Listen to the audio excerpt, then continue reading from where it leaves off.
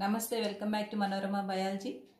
Today my topic is transport of gases in blood, one of the events in respiration. Already we know that exchange of gases takes place at lung level and tissue level.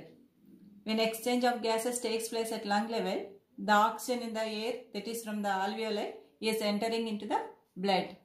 At tissue level, the carbon dioxide from the cells is entering into the blood. So, we may get the doubt how these gases are transported through the blood.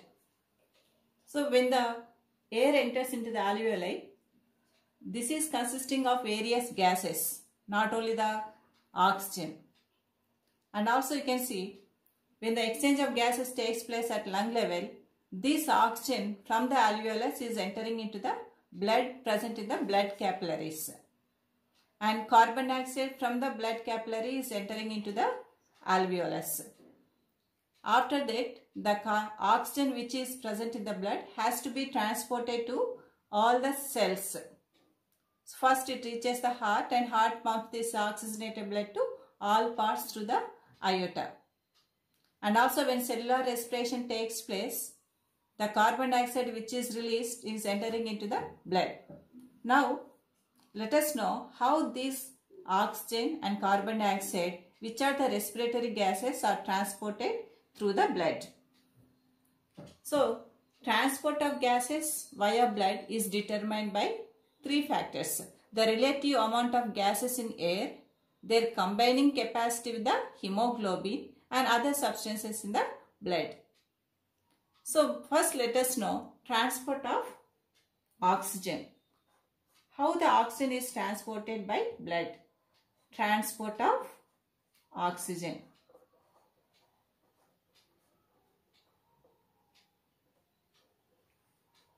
So, you know that oxygen is less soluble in water under normal atmospheric conditions. So, most of the oxygen is transported by RBC. But very less amount is transported by plasma. Most of the oxygen is transported by RBC, especially by hemoglobin.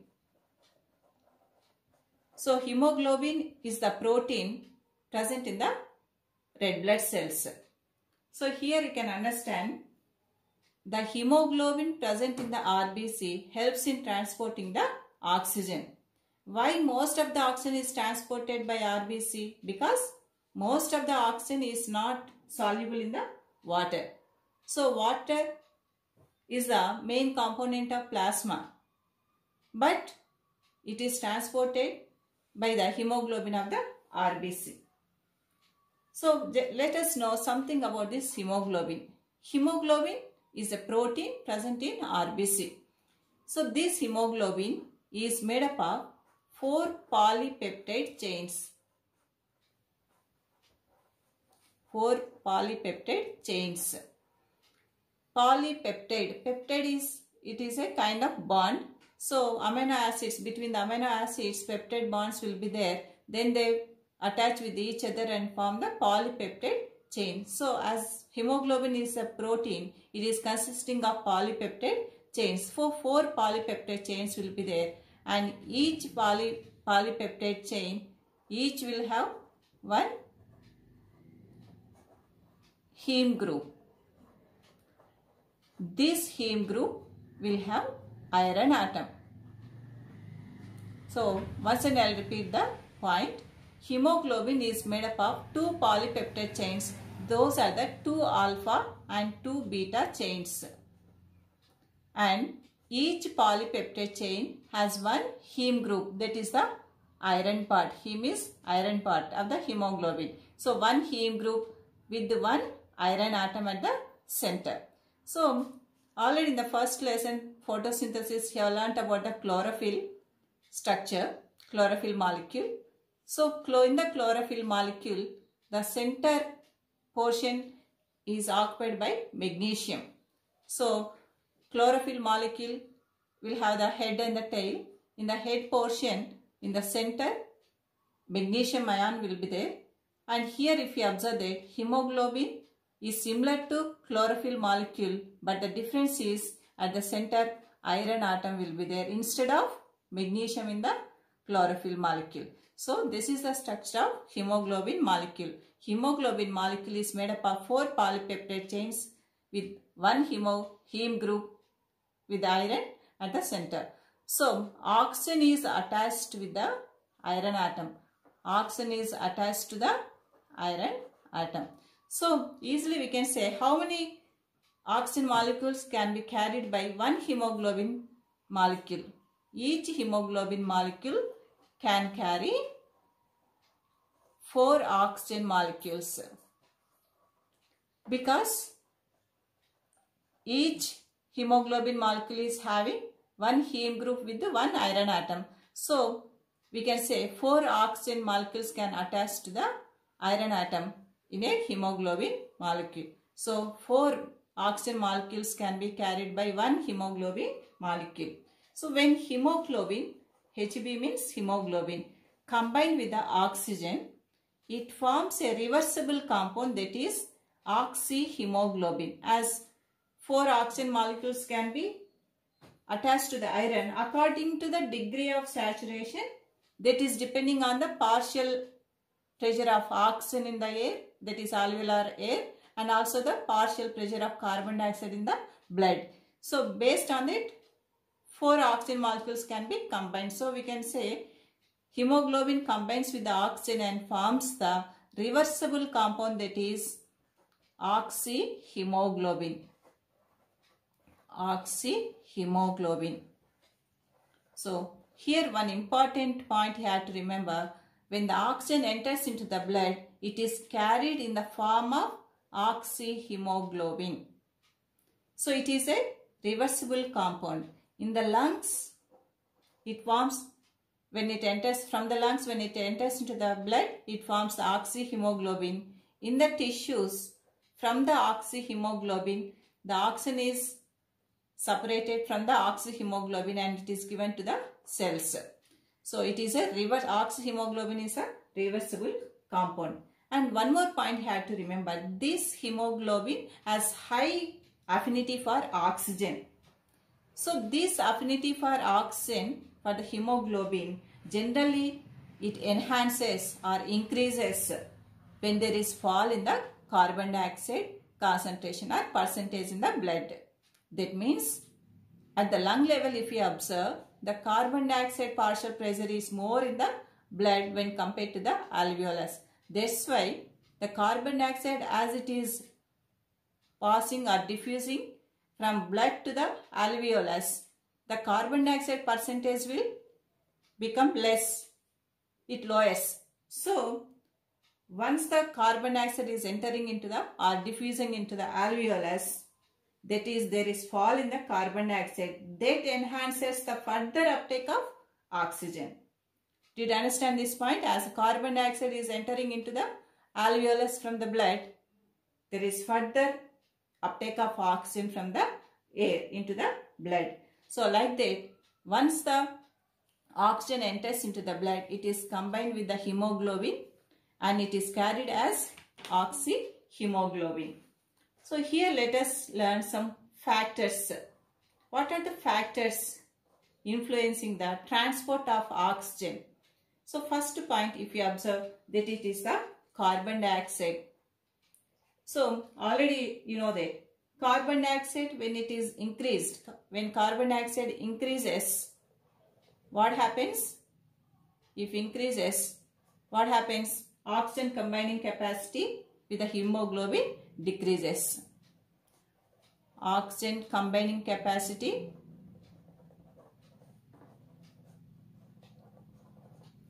with Hp decreases. And next point, it is the temperature.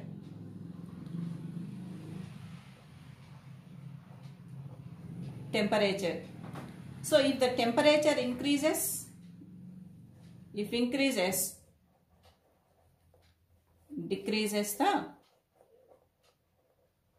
oxygen combining capacity with the hemoglobin. So like that, next point, that is we can say carbon monoxide. So this carbon monoxide will compete with the oxygen combining capacity with the hemoglobin. So generally carbon monoxide binds with the hemoglobin just like oxygen, and the combining power of carbon monoxide with the hemoglobin is about 250 times than that of the oxygen. So any increase in the carbon monoxide concentration, they displace the oxygen from the hemoglobin. So that carbon monoxide concentration, if it increases even 0.4 mmHg in the alveolar air, it displaces the oxygen from the hemoglobin. So combining capacity of the oxygen with the hemoglobin decreases. It is very dangerous. So it may be lethal. That is very dangerous. Carbon monoxide, it displaces the oxygen if the concentration increases. So these are the factors, some of the factors which influences in transporting the oxygen to the cells. There is one more conjugated protein like hemoglobin in the muscles, that is myoglobin. Myoglobin. So generally it is almost structurally and functionally it is similar to hemoglobin. In case of hemoglobin, if you take hemoglobin,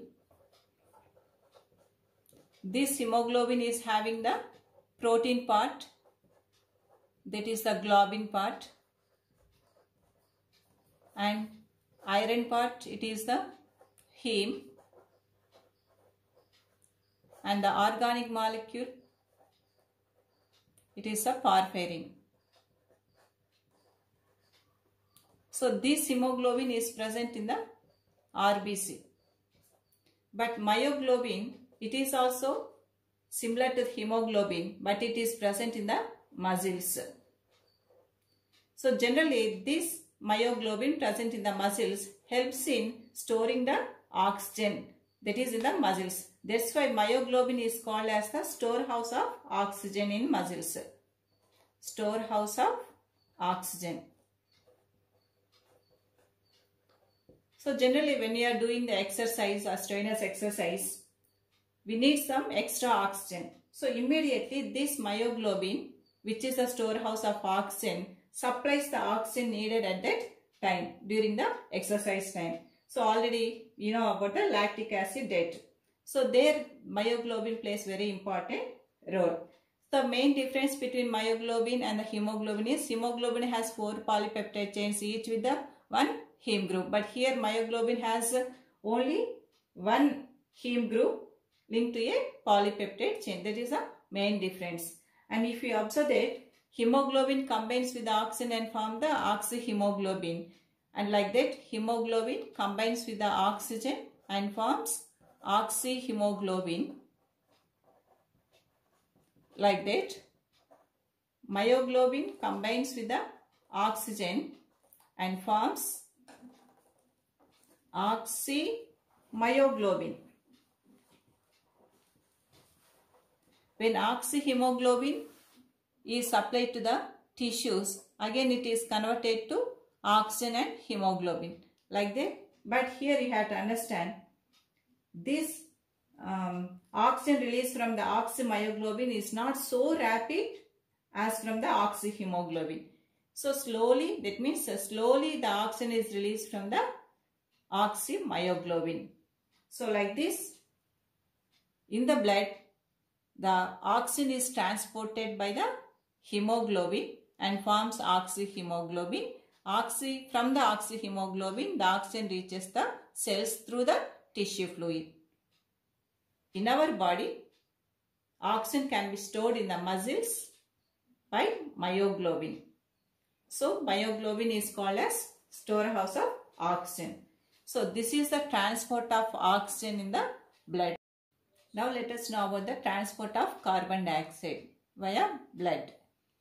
You know that during the cellular respiration, carbon dioxide is released from the cells. That carbon dioxide diffuses into the blood. this carbon dioxide has to reach the lungs, and when the diffusion of carbon dioxide into the alveolus takes place, it is breathed out during the expiration process. Now let us see how the carbon dioxide is transported by the blood. You know that oxygen is less soluble in water, but here this carbon dioxide is readily soluble in water. So generally this carbon dioxide is transported both by plasma and also by RBC. So in both the ways it is transported. First let us see what are the means of transport of carbon dioxide. So the methods by which carbon dioxide is transported. First one, it is by plasma. Why? Because it is soluble in water also. So by plasma in solution form. So this process is very slow process. So generally only about 5 to 8% of carbon dioxide is transported in solution form. So when carbon dioxide dissolves in water of the plasma, you know that major component of plasma is water. So when carbon dioxide enters into the blood, it dissolves in the water and form carbonic acid. Carbonic acid, that is H2CO3. So this is the first method. Very slow process. That's why only very little amount, that is 5 to 8% only transported by this method. Second method, it is by RBC.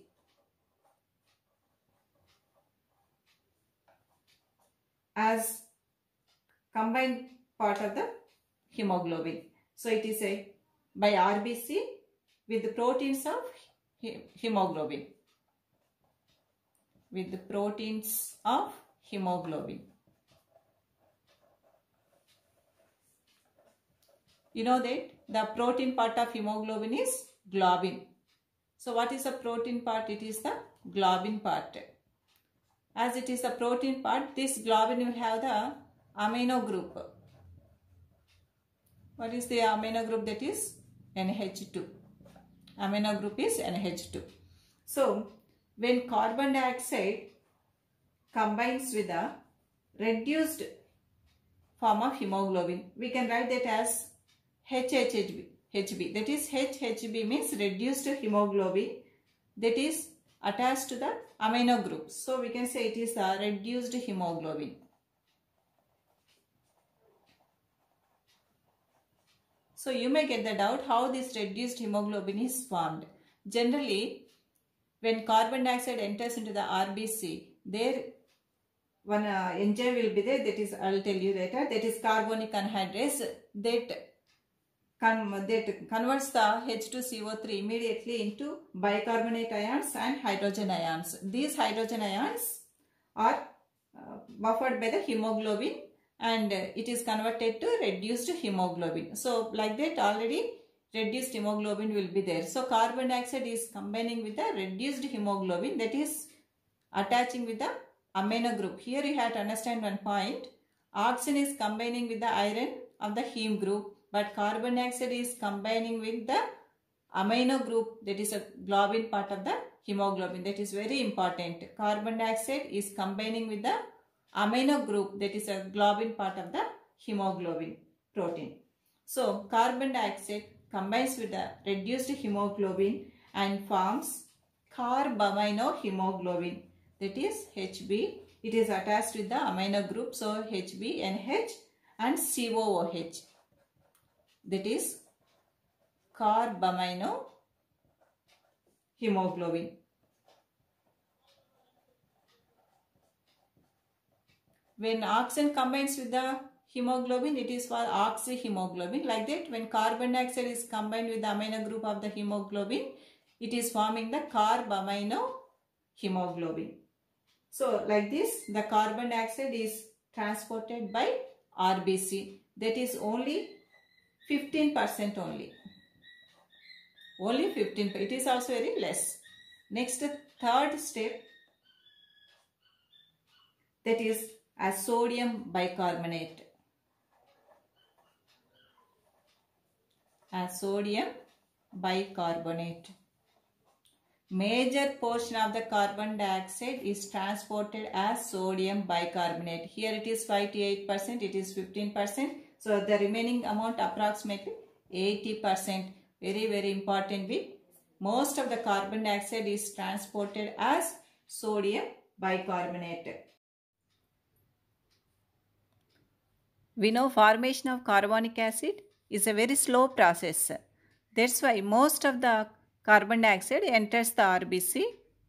There one enzyme is present, that is carbonic anhydrase. This carbonic anhydrase is a zinc enzyme. This enzyme speeds up the formation of carbonic acid. This carbonic acid form dissociates into bicarbonate and hydrogen ions. Then what about the HCO3, that is the bicarbonate. These bicarbonate ions, where they are? They are in the RBC. Actually, this reaction is taking place in the RBC. These bicarbonate ions which are formed in the RBC, they diffuse into the cell. Suppose if it is the RBC, it is the blood. In the blood there is plasma. So these bicarbonate ions, they diffuse into the blood plasma and there they combine with the sodium ions. Plasma consists of organic compounds and inorganic compounds. So sodium ions are already present in the plasma. These bicarbonate ions formed in the RBC, they diffuse into the blood plasma and combine with the sodium, and there it forms the sodium bicarbonate. Sodium bicarbonate.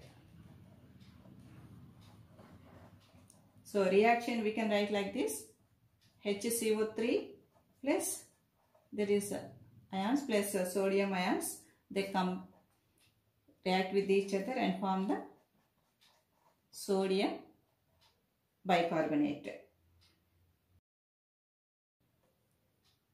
So let us summarize the equations. Carbon dioxide dissolves in water and forms carbonic acid, and later it forms hydrogen ions and bicarbonate ions. You know that at tissue level, oxyhemoglobin releases the oxygen into the cells as tissues and HB is released. This HB, by accepting these hydrogen ions, is reduced.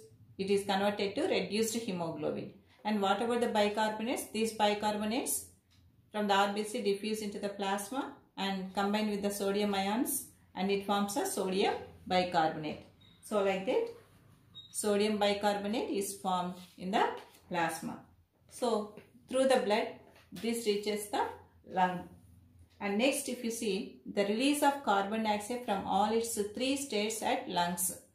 So when carbon dioxide enters the blood, it is in 3 states, that is carbonic acid, next we can say carbaminohemoglobin, and next one it is the sodium bicarbonate. Major portion is transported as sodium bicarbonate. So from these 3 states, the carbon dioxide has released from the blood into the alveolus. So if you observe here, at the alveoli, the blood capillaries are subjected to high oxygen and low carbon dioxide concentration. You know this, when air enters into alveolus, the oxygen concentration is more in the alveolus when compared to carbon dioxide. That's why a reverse reaction takes place and carbon dioxide is released from the blood into the alveolus, and then it picks up the oxygen simultaneously. So we can understand this by this equation. So H2CO3, you know that it is converted to H plus ions and bicarbonate ions. So it is a reversible reaction. Then you know that carbaminohemoglobin, that is HHB NH COOH, that is carbaminohemoglobin. hemoglobin. When it reaches the blood capillaries present on the lungs, it is also the reversible reaction, that is converted to HbNH2 plus CO2. Next, that is carbon dioxide is released into the alveolus.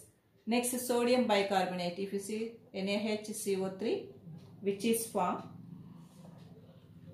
which is present in the blood and brought to the lungs. From this also carbon dioxide is released. So mainly carbon dioxide is released, and the remaining ones are sodium carbonate Na2CO3 plus H2O. Like this, from this carbon dioxide is released, and from this reaction also carbon dioxide is released. So like this, when the blood which is deoxygenated, that is venous blood, comes to the lungs, exchange of gases takes place. One point you have to remember, this carbonic anhydrase, you know that carbonic anhydrase. This carbonic anhydrase generally speeds up the formation of carbonic acid, that is H2CO3. Already you know that carbon dioxide and water forms the carbonic acid. So it speeds, carbonic anhydrase speeds up the reaction, that is forming the carbonic acid, and also it converts carbonic acid back into carbon dioxide and water. So that point you have to remember. So like this, the carbon dioxide from the cells is released into the blood, and it is transported by these three ways. First one, it is by plasma in the solution form, and it is very slow process, so only small amount is transported. Next, by the formation of carbaminohemoglobin. Reduced hemoglobin combines with the carbon dioxide and forms carbaminohemoglobin. That is also very less, and most of the carbon dioxide is transported as bicarbonate ions. That point you have to remember. So by this we completed the transport of gases, that is especially the respiratory gases, carbon dioxide and oxygen through the blood.